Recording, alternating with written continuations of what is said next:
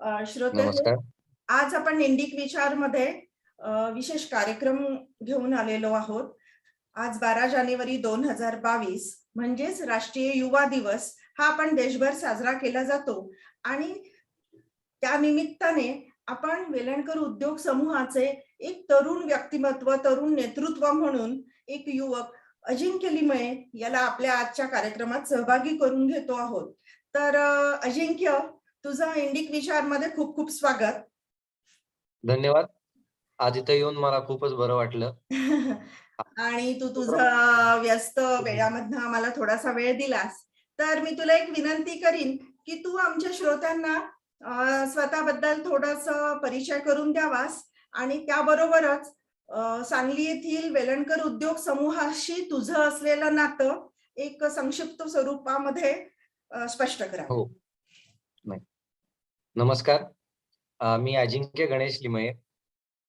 मी एक B.Tech engineer आहे.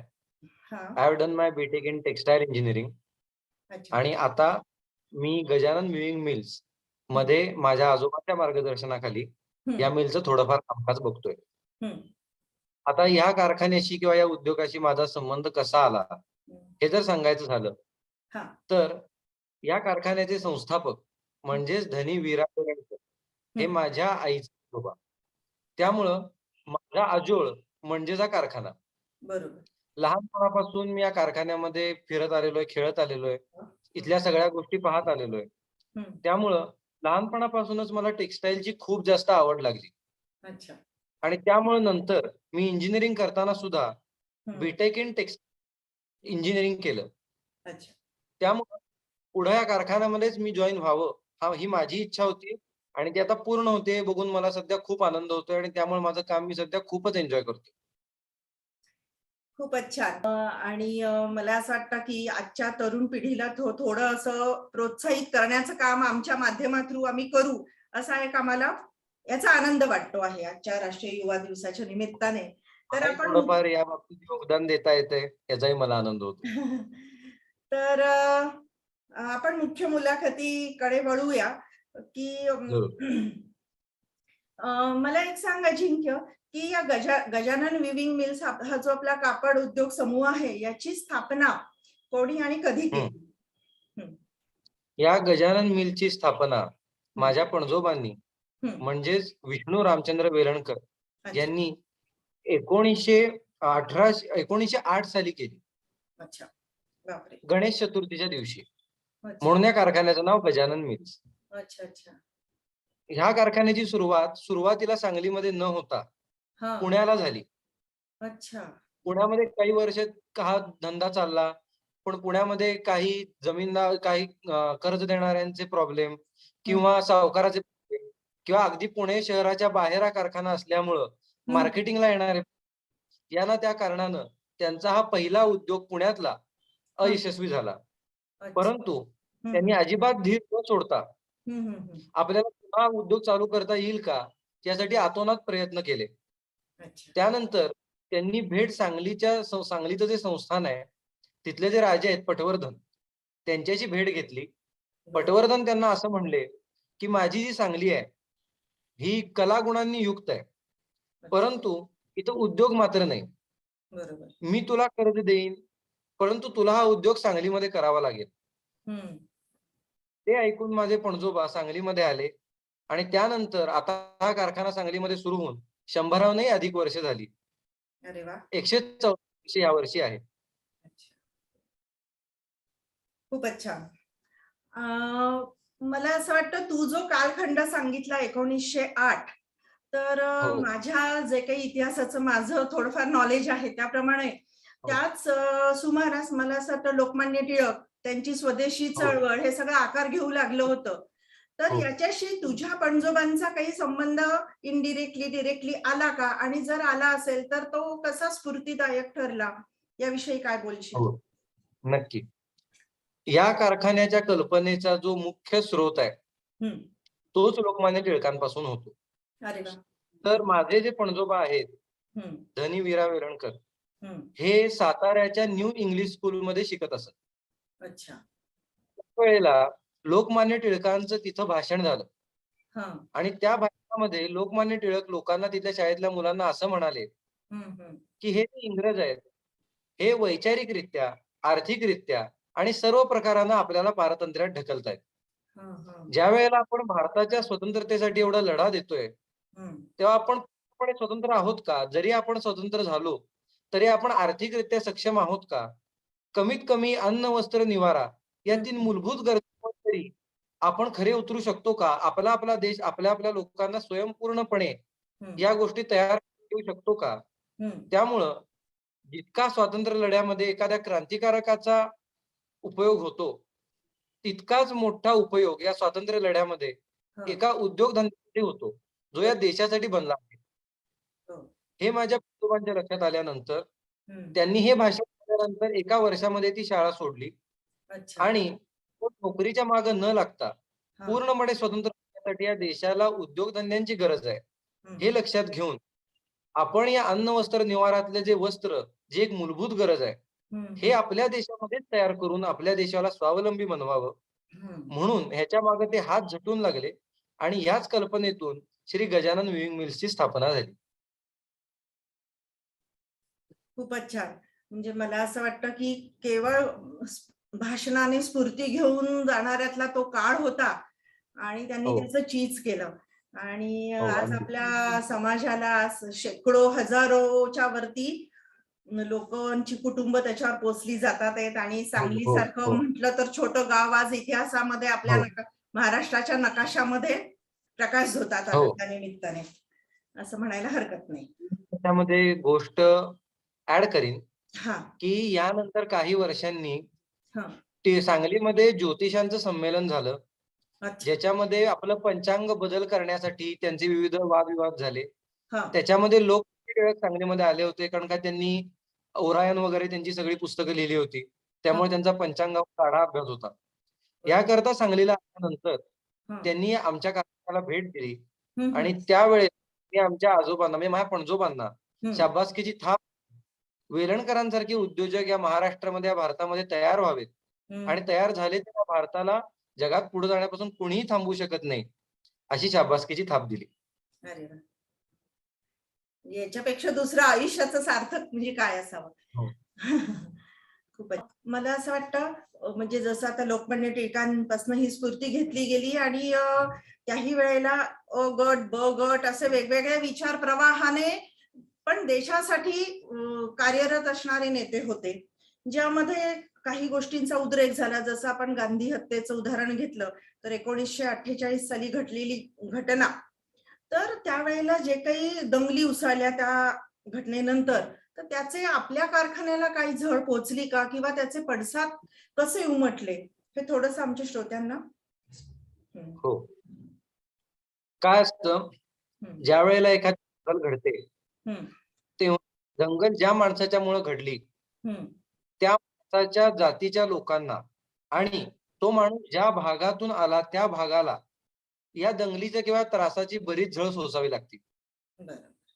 गांधी हत्या करणारा मनुष्य हा सांगली जिल्ह्याच्या आसपासच्या भागातला असल्यामुळं सांगली, पुणे, सातारा, मिरज या सगळ्या भागांना गांधी हत्येच्या दंगलीचा सगळ्यात जास्त त्रास सहन करावा लागला आणि त्यातून या कारखान्याच्या संस्थापकांची आणि गांधी हत्या करणाऱ्याची जात एकच असल्यामुळं सगळ्यात मोठ्या झळीचं कॉन्सन्ट्रेशनच झाल्यासारखं झालं आणि 1948 साली हा कारखाना 1 फेब्रुवारी 1948 साली हा आगीच्या भक्षकानी पडला. अरे बापरे. हा पूर्ण कारखाना जाळला गेला आणि हा कारखाना अनेक दिवस जळत होता. या कारखान्यामधले जे आपले लोखंडी कांबे असतात किंवा लोखंडी गर्डर्स असतात, ते वेगळ्या वेगळ्या अक्षरांच्या आकारामध्ये मेल्ट होऊन पडलेले होते. अशी प्रचंड मोठ्या प्रमाणामधली हानी या कारखान्या संस्थापकांना, म्हणजे माझ्या पणजोबांना त्यांच्या उतारवयात पाहावी लागली. या महाराष्ट्राचंही आणि या भारताचंही दुर्दैव.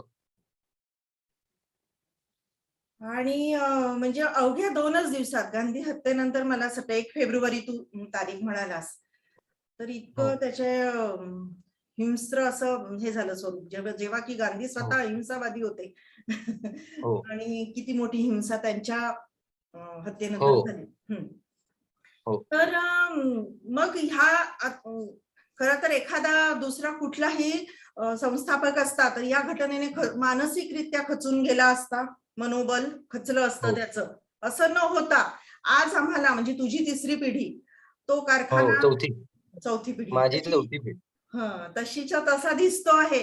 तर त्यातून ते एक थोडक्यात कसे उभे राहिले हे सांगशील का? किंवा त्यानंतर कसं नजीकच्या घटना कशा घडत गेल्या?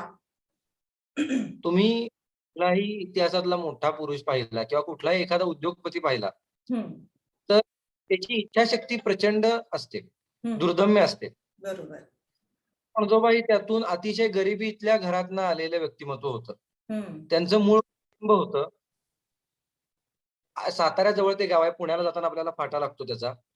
तर ते अशा होते जिथं एका वेळी तुम्हाला जर का भाकरी करायला पीठ मिळालं तर त्याची भाकरी वाळवून ठेवून महिनाभर पुरवावी लागेल, अशा घराण्यात त्यांचा जन्म झाला. त्यामुळे एकदा इतक्या प्रमाणात हाल सोसायची सवय असते, त्याला कशाचीच नाही.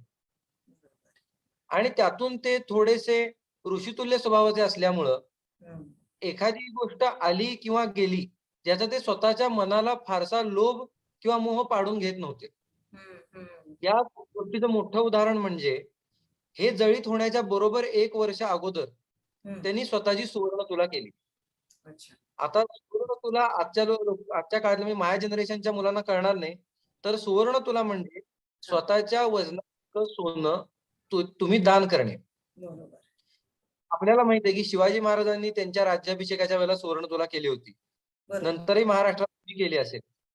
माझ्या पणजोबांनी ज्या वेळेला त्यांना प्रचंड मोठ्या प्रमाणामध्ये फायदा झाला तेव्हा त्यांनी तो स्वतःला न ठेवून घेता ज्या लोकांना त्याला फायदा झाला त्या लोकांचं कल्याण व्हावं आणि ज्या आपण या स्वातंत्र्य चळवळीमध्ये हा कारखाना उभारलाय त्याचं सार्थक व्हावं म्हणून 128 पाऊंड सोन्याचे ट्रस्ट उभारले, जे अजूनही कार्यरत आहेत.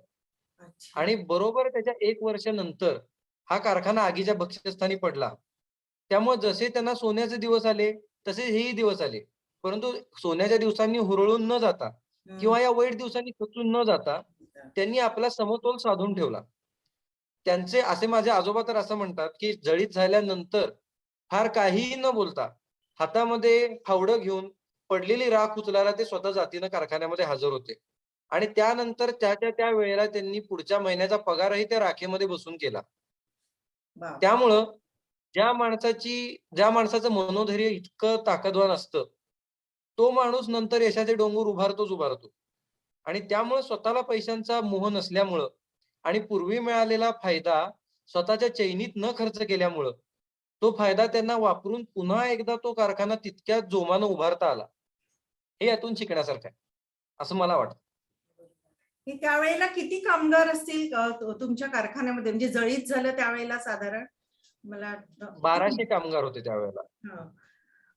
त्या सगळ्या कामगारांचा विचार त्यांनी केला पुन्हा आणि पुन्हा विचार केला आणि हे माहीत असूनही विचार केला की एखादा तुम्ही जर का एक सामान्य माणसाचा मनाचा जर का विचार केला तर त्याचं जर कुठलं स्वतःचं थोडं जरी नुकसान झालं तरी त्याचा पूर्ण समाजावरती राग बसतो किंवा त्याला पूर्ण समाजाची चीड येते की माझ्याच बरोबर असं का झालं.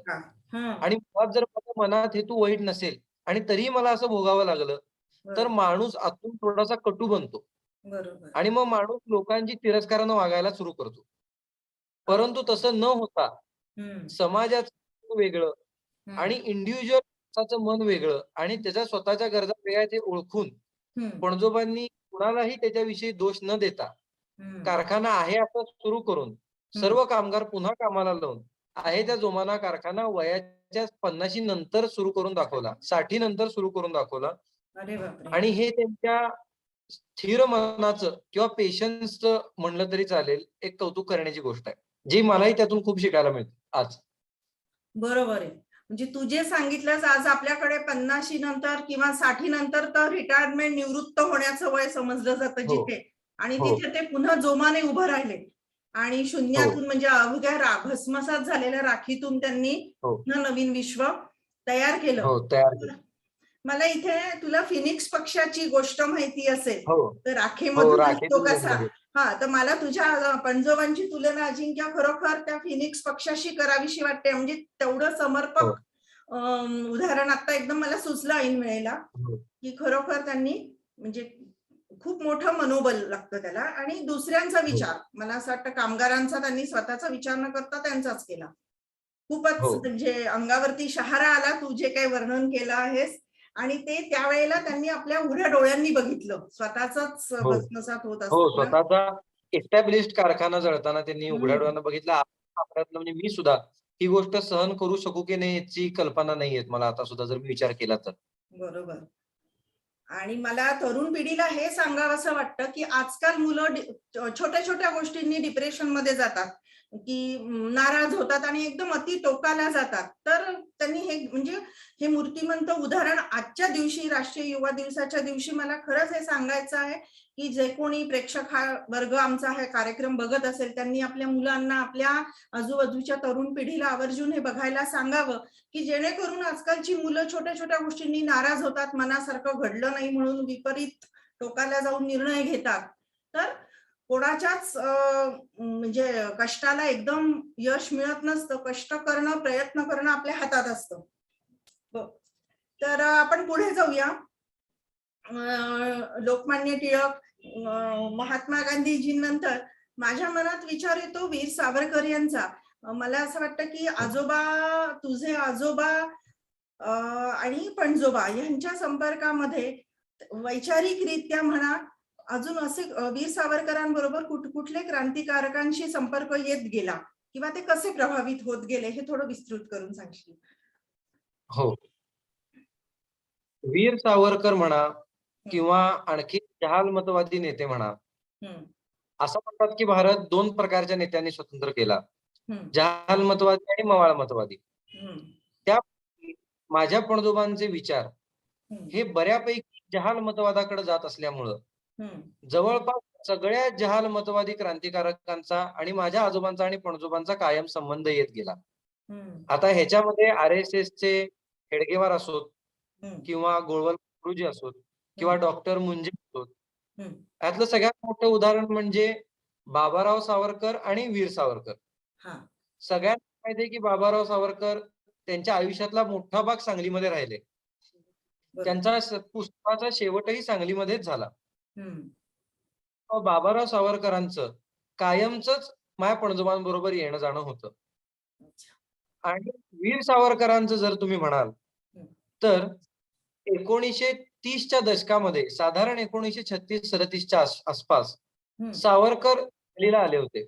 हं, त्यावेळेला त्यांच्या कारखान्याला भेट दिली. हं. तर माझ्या पणजोबांना सगळी लोकं धनी वेलणकर या नावानं ओळखतात. तर त्याच्या मागचं कारण हे स्वातंत्र्यवीर सावरकर आहेत. अच्छा. जेव्हा सावरकर इथं आले, तेव्हा त्यांनी आमचं कॅलेंडर बघितलं अच्छा. आणि तिथे खाली लिहिलं होतं, की कारखान्याचे मालक श्री विष्णुपंत वेलणकर. बरोबर. तर सावरकर म्हणाले, की हा या हिंदू भूमीमधला, या भारत भूमीमधला जो स्वदेशी साठी चालणारा कारखाना आहे, हं, हं. याच्या मालकाला परप्रांतीय शब्दांनी बोलवणं कितपत योग्य आहे? कारण मालक हा शब्द मालिक या फारसी शब्दापासून आलेला आहे. अच्छा. आणि हं, सावरकर हे स्वतः मराठीचे मोठे तज्ञ असल्यामुळं आणि हं, मराठी भाषा सुद्धा आपण त्यांना म्हणतो. तर हं. त्यावेळेला त्याबद्दलचा खरा मराठी शब्द हा धनी असा आहे आणि अच्छा, यांना आपण धनी या शब्दानं उद्बोधलं पाहिजे. अच्छा, म्हणून सगळ्यांना सांगितलं त्या सभेमध्ये. अच्छा. त्यामुळं त्यानंतर माझ्या पणजोबांना आजतागायत सगळेजण धनी वेलणकर या नावानं ओळखतात. त्यानंतर मला सावरकरांची आजोबांनी एक सांगितलेली गोष्ट आठवते, की सावरकर हा सुद्धा एक किती मोठा माणूस होता, ज्याच्या आयुष्यामध्ये इतके वादळी प्रसंग घडत राहिले. हं, त्या माणसानं काय लक्षात ठेवावं? ज्या माणसानं 6 सोनेरी पानांसारखी इतकी मोठी पुस्तकं लिहिली, ते त्यांच्या घरी असताना नंतर माझे पणजोबा आणि आजोबा त्यांना भेटायला गेले होते. हं, हं. त्यावेळेला माझे पणजोबा पुस्तक लिहितात. माझ्या पणजोबांनी बरीच पुस्तकं लिहिली. तर ही काही सावरकरांना कळण्यासारखी किंवा त्यांच्या रोजच्या अतिशय बिझी कामामध्ये त्यांनी तिकडे लक्ष द्यावं अशी गोष्ट नव्हे. नव्हे. परंतु ते भेटायला गेलेले असताना सावरकरांची तब्येत त्यावेळेला फारशी बरी नव्हती. हां. त्याही वेळेला सावरकर माझ्या पणजोबांना सध्या काय लिहिताय? म्हणून त्यांनी पहिला प्रश्न त्यांना विचारला. अच्छा. त्यामुळे सावरकरांचं व्यक्तिमत्व असं होतं अष्टपैलू, की आजूबाजूचे लोक आपल्या काय करतायत? त्यांचं काय सुरू आहे? कुणाचा कुठला गुण चांगला आहे? कुठं हं. लक्ष दिलं पाहिजे? त्या माणसाला कायम माहिती असेल. त्यामुळे सावरकर एक फार मोठी कौतुक करण्यासारखी गोष्ट याच्यामध्ये आहे, ज्याचा आपण धडा घ्यायला हवा. एक सावरकरांशी निगडीत प्रश्न म्हणजे अजूनही एक आजच्या पिढीचा घटक म्हणून तुला सावरकरांचे विचार रेलेव्हंट वाटतात का? ह्याचं तू समर्थन करावं. हा, सावरकरांचे विचार आहेत ना, ते त्रिकालाबाधित सत्य आहे. हम्म, जोवर ह्युमॅनिटी राहील, सावरकरांचं जे स्वातंत्र्याचं युद्ध होतं किंवा सावरकरांची मागणी होती, ती एका भूगोलापुरती मर्यादित नव्हती. ती एक विचारधारेला जोडली गेलेली होती. आपल्याला बाहेर सावरकर कट्टर हिंदुत्ववादी म्हणून काही लोक सावरकरांना हिणवताना दिसतील, परंतु सावरकरांचं हे भाषण किंवा हे सावरकरांचं लिखाण कोणालाही माहिती नसेल. ते खरं तर तुम्हाला इंटरनेटवरही अवेलेबल मिळेल, परंतु ते वाचायचं घ्यायला हवे. सावरकरांचं असं म्हणणं होतं की ज्या दिवशी जगातले कट्टर धर्मवादी लोक किंवा इतर नॉर्मल जे लोक धर्म पाळतात भारत सोडून, ते ज्या दिवशी त्यांचा धर्म सोडून एक माणूस म्हणून दुसऱ्या माणसाकडे बघतील, त्या दिवशी मीही माझा धर्म सोडून मानवता हाच धर्म मानायला तयार आहे.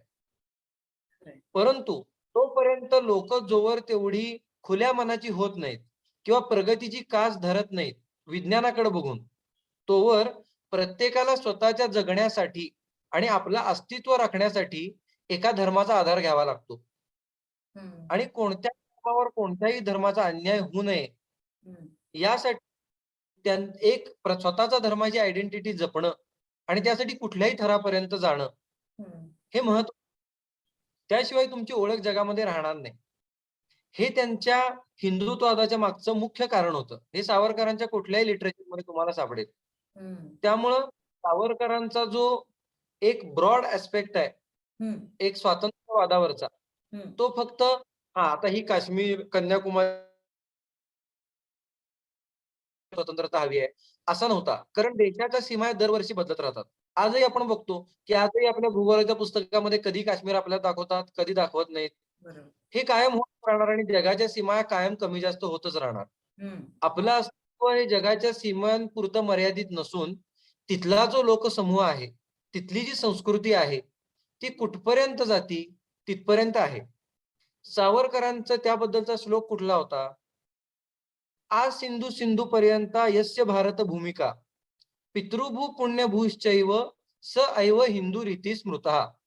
याचा स्पष्ट अर्थ काय की ह्या सिंधू नदीपासून खालच्या समुद्रापर्यंत पसरणारा जो मधला जमिनीचा भाग आहे, ह्या भागामध्ये जिथले जे लोक या भागाला आपल्या पित्यास्थानी किंवा आईच्या स्थानी ठेवतात, ते सर्व लोक हिंदूच आहेत.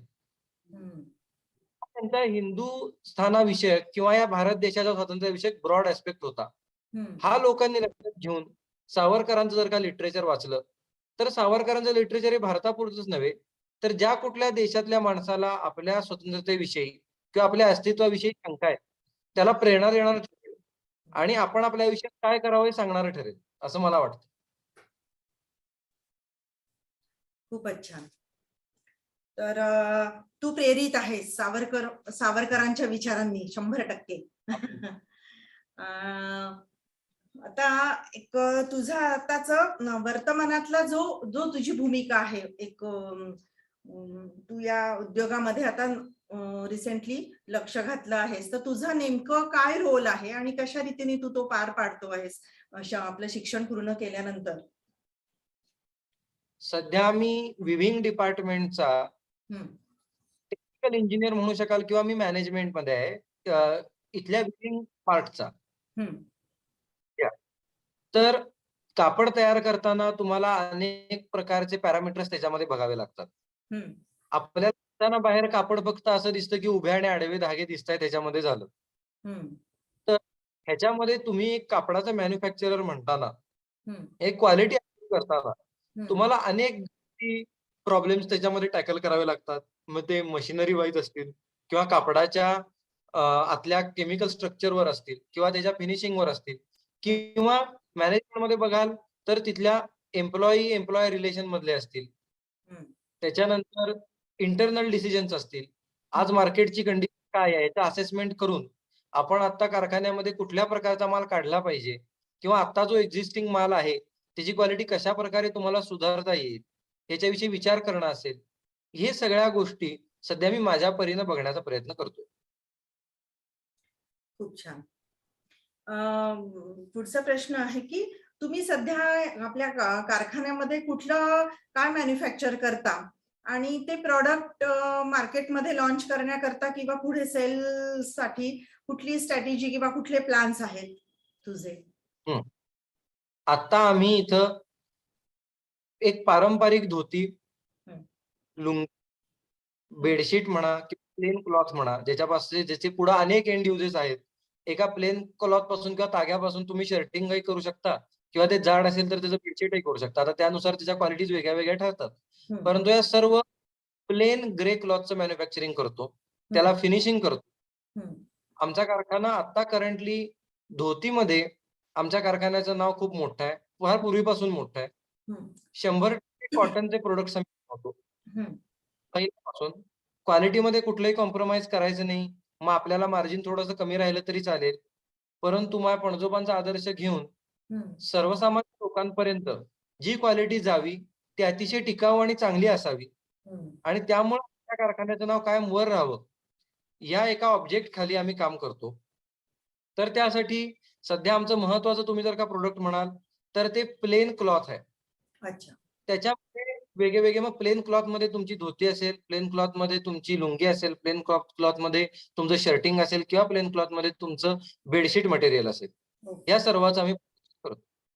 अच्छा.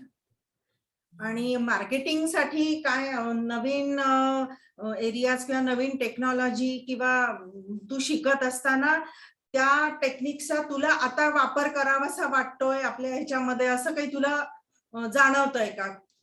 हो, नक्कीच. एक टेक्सटाईल इंजिनियर म्हणून बघताना अनेक गोष्टींकडे तुमचं लक्ष जातं की या गोष्टींमध्ये इथं थोडीफार सुधारणा होऊ शकते. म्हणजे आता आपली प्रत्येक पिढी आपल्या कारखान्यामध्ये काही ना काही आपले नवीन विचार घालत जाते किंवा इम्प्लांट करत जाते. एका जुन्या पिढीने एक साचा तयार करून ठेवलेला असतो, तो साचा नवीन पिढी रिफाईन करत जाते. तसं आता मला थोडंफार रिफाईनमेंटचं काम सुरू आहे म्हणलं तरी चालेल.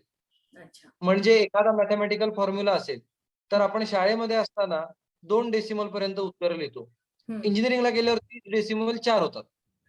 तसं 99.99% क्वालिटी आहे तर ती 100% कसं जाईल, यासाठी जे म्हणून काही R&D करावं लागेल किंवा जे म्हणून तुम्हाला नवीन थोड्याफार गोष्टी इम्प्लिमेंट कराव्या लागतील, त्या करण्याचा सध्या माझा प्रयत्न आहे. बरं, तुम्ही मगाशी मला मार्केटिंगचं विचारलं. मार्केटिंगच्या रिलेटेड म्हणाल तर आता आमचं नॅशनल लेवलला सगळीकडे मार्केट गेल्या 100 वर्षामध्ये बऱ्यापैकी स्थिर आहे, ते कायमच आहे. आता ऍज अ युथ माझं त्याच्यामध्ये काही ऍडिशन असेल तर ते येत्या काळामध्ये या आमच्या कारखान्याचं जे ऑफलाईन मार्केटिंग आहे ते ऑनलाईन करण्याचा माझा दृष्टिकोन असेल. ते मार्केटिंग ऑनलाईन कसं होईल? ऑनलाईन मार्केटिंग हे खूप कन्व्हिनियंट आहे. त्याच्यामध्ये तुमचा वेळ कमी जातो, तुमचं काम लवकर होतं आणि तुम्ही फार वेगानं तुम्हाला देशात किंवा देशापलीकडेही पोहोचू शकता. त्यामुळं ऑनलाईन मार्केटिंग करणे, आपल्या वेबसाईटवर काम करणे, ती अजून चांगली करणे, या गोष्टींकडे माझा कल असेल. अच्छा. तर भारताबाहेरील कुठला देश जिथनं आपल्याला टेक्सटाईल साठी टेक्नॉलॉजीचा वापर करता येईल असं कुठला देश आहे? आज भारतामध्ये असं कुठं नाहीये की जगामध्ये बाहेर टेक्नॉलॉजी जास्त आहे आणि ती भारतात नाहीये. अच्छा. कारण मेकर्स जरी युरोपियन किंवा जॅपनीज असले तरी भारत हा आता प्रगतीशील देश आहे, तो प्रगत देश नव्हे. जसं अमेरिका सॉफ्टवेअर, आता लोकांना, माझ्या वयाच्या मुलांना रिलेव्हंट होण्यासाठी आपण IT इंडस्ट्रीचं एक्झाम्पल घेऊ. अमेरिकेमध्ये सिलिकॉन व्हॅली म्हणा किंवा मोस्ट ऑफ IT कंपन्या आहेत. आता ह्या कंपन्या भारताकडून आउटसोर्सिंग करून घेतात. आता ह्या भारताकडून आउटसोर्सिंग करून घेताना भारताकडे त्यांना देण्यासाठी पुरेशी लोकसंख्या आहे आणि भारत आता प्रगतीशील देश आहे. या सायकलमध्ये असताना भारत त्यांच्यासाठी आउटसोर्सिंग करतो. एक्झॅक्ट तशीच परिस्थिती टेक्सटाईल मध्ये सुद्धा आहे. आज भारत, चायना, पाकिस्तान, नेपाळ, बांगलादेश, श्रीलंका थोड्याफार प्रमाणामध्ये, हे जे आशियाई देश आहेत किंवा चायनीज देश आहेत, हे टेक्सटाईल मध्ये आता अग्रेसर आहेत. कारण का इथं टेक्सटाईलला लागणारी लोकसंख्या आहे. कारण का टेक्सटाईल हा शेतीनंतरचा दुसरा लेबर ओरिएंटेड देश आहे. धंदा आहे. त्याच्यामध्ये तुम्हाला लेबरची सक्त गरज लागते. तर भरपूर कामगार तुम्हाला लागतात, भरपूर तुम्हाला काम करणारी लोक लागतात. त्यामुळं टेक्नॉलॉजी युरोपमध्ये डेव्हलप होते, परंतु त्याचं टेस्टिंग भारतामध्ये होतं. टेक्नॉलॉजी जपानमध्ये डेव्हलप होते, त्याचं टेस्टिंग भारतामध्ये होतं. त्यामुळं भारतामध्ये मोठ्या प्रमाणात ही टेक्नॉलॉजी येते. माझी मात्र ही इच्छा राहील, की ही टेक्नॉलॉजी जी बाहेर बनते, ती भारतात बनावी. ती जर भारतामध्ये बनली, तर एका साध्या मुलाला ज्याच्या घरी काहीही आर्थिक पाठबळ कमी आहे, त्याला सुद्धा एखादी टेक्सटाईल इंडस्ट्री ही कमी खर्चामध्ये उभारता येईल. बरोबर. कारण का बाहेर देशांमधून मोठी मशीन्स इम्पोर्ट करणे, दुसऱ्या देशातून टेक्नॉलॉजी आणणे, ही गोष्ट स्वस्त राहिलेली नाही. त्याच्यावरती गव्हर्नमेंट ड्युटीज आहेत, परदेशाच्या इम्पोर्ट ड्युटीज आहेत, बँकची लोन्स आहेत. ही सगळ्या गोष्टी करताना एक नवीन मुलगा ज्याच्या मनामध्ये एक बिझनेस करायची इच्छा आहे, ती मरून जाते. त्यामुळे आता तुम्हाला भारतामध्ये जे टेक्सटाईल जायंट्स दिसतील, ते सगळे अनेक वर्षापासून आहेत तेच आहेत. आणि नवीन जे येतात 100 मध्ये एक असतो तो सक्सेसफुल होतो. त्यामुळे कुठल्याही टेक्सटाईल बिझनेसमनची किंवा टेक्सटाईल एन्थुसियास्टची हीच खंत आहे, की भारतामध्ये टेक्नॉलॉजी डेव्हलप व्हावी. इंडियन गव्हर्नमेंटनं सुद्धा अन्न, वस्त्र, निवारा या मूलभूत गरजा आहेत. आणि वस्त्र भारत पहिल्यापासून जगाला पुरवत आलाय. अगदी इंग्रजांच्या पूर्वीच्या काळापासूनही. भारतातून रेशीम, भारतातून जरीचे कपडे भारताबाहेर जातच होते. त्यामुळं गव्हर्नमेंटने टेक्सटाईलकडे विशेष लक्ष द्यावं आणि टेक्सटाईल ही भारताला असलेली फार मोठी अपॉर्च्युनिटी आहे. ज्याच्यामध्ये नवीन मुलं येऊ शकतात. तर ही त्याचं भारत देशानं सोनं करावं सध्या तरी, अशी माझी तरी सध्या इच्छा आहे. खूपच छान. एक शेवटचा प्रश्न मला तुला असं विचारावा वाटतो, की तुझं आपल्या पणजोबांपासून चालत आलेल्या उद्योग समूहामध्ये पदार्पण हे ऐच्छिक आहे, की काय म्हणतात त्याला, आजकालची पिढी जसं म्हणते ना, लादलं गेलेलं आई आहे. वडील म्हणजे बाबा जे डॉक्टर म्हणून पुढची पिढी पुढची 3 पिढ्या डॉक्टरच बनते, हॉस्पिटल पिअर सगळं प्रेशर. इन्फ्रास्ट्रक्चर असतं. तर तसं तुझं झालंय, की हा स्वतःचा तुझा निर्णय आहे, हे तुझं पॅशन आहे? नाही, हा माझा स्वतःचा निर्णय आहे. हं, टेक्सटाईल इंजिनिअरिंग 4 वर्ष करताना, हं, एक तर मला स्वतःला सायन्सची खूप आवड होती पूर्वीपासूनच. हं, त्यामुळं कुठलीही गोष्ट जी फिजिक्सला, केमिस्ट्रीला किंवा मॅथेमॅटिक्सला पकडून असते, ती हं, मला आवडते. हं, आता इंजिनिअरिंग हा प्युअर फिजिक्सचा विषय आहे. मग ते टेक्सटाईल असो किंवा मेकॅनिकल असो किंवा कुठलंही असो. फिजिक्स आणि केमिस्ट्री इंजिनिअरिंगमध्ये येणारच येणार. आता त्यातून लहानपणापासून या कारखान्याशी माझी जुळली गेलेली नाळ आहे. मी जन्मापासून या कारखान्यामध्ये येतोय. माझा आजोळ माझ्या नशिबानं माझ्याच गावात आहे, माझ्या सांगलीमध्येच आहे आणि हं, माझं घरही सांगलीमध्येच आहे. त्यामुळे लहानपणापासून माझं या कारखान्यात येणं-जाणं, मावशीकडे येणं-जाणं. त्यामुळं या कारखान्यामधली मशीन्स बघणं, कुतूहलानं लहानपणापासून कापसाचं कापड होताना बघणं, त्यातल्या वेगळ्या-वेगळ्या प्रोसेसेस बघणं. इथं कुठल्या आवाज आहे, तिथे मोठं मशीन काय करतंय, थोडंसं लहान मुलांना भीती वाटते खूप मोठी मशीन बघताना. बरोबर. तसं मशीन पुढे जाऊन अतिशय डोळ्यामध्ये प्राण आणून ह्याच्यामध्ये काय चाललंय या गोष्टी बघणं, ह्याची लहानपणापासूनच मला आवड होती. आणि नंतर टेक्सटाईल इंजिनिअरिंगला गेल्यावर तरी माझ्या मनानं असं पक्कं ठरवलं, की इंजिनिअरिंग तर आपल्या आवडीचा विषय आहेच आणि हे तर आपल्याला लहानपणापासूनच आवडतंय. तर टेक्सटाईल इंजिनिअरिंग हेच आपल्याला पुढे करायचं आहे आणि ह्यातच आपली आवड आहे. त्यामुळं मनापासून मी टेक्सटाईल इंजिनिअरिंग केलं आणि आताही मनापासून काम करतोय. त्यामुळे काम करताना मजा येते. तेच. ते खूप महत्वाचं, की समाधान वाटणं आणि मजा येणं, आपल्या कामामध्ये आनंद वाटणं. तर हेच हो. एक शेवटी तू जाता जाता युथ साठी काय मेसेज देशील एक त्यांचा मित्र म्हणून? हं, साठी मित्र म्हणून मी असा मेसेज देईन, हं, की तुम्ही आता जे फील्ड निवडलंय, हं, ते इंजिनिअरिंग असो, मेडिकल असो, लॉ असो किंवा आर्ट्स असो, कुठलंही असो. ते निवडल्यानंतर कधी-कधी असं होतं, की 11वी-12वी आपण करतो. आपला वर्ग सायन्सला जात असतो. हं, आपणही सायन्सला जातो.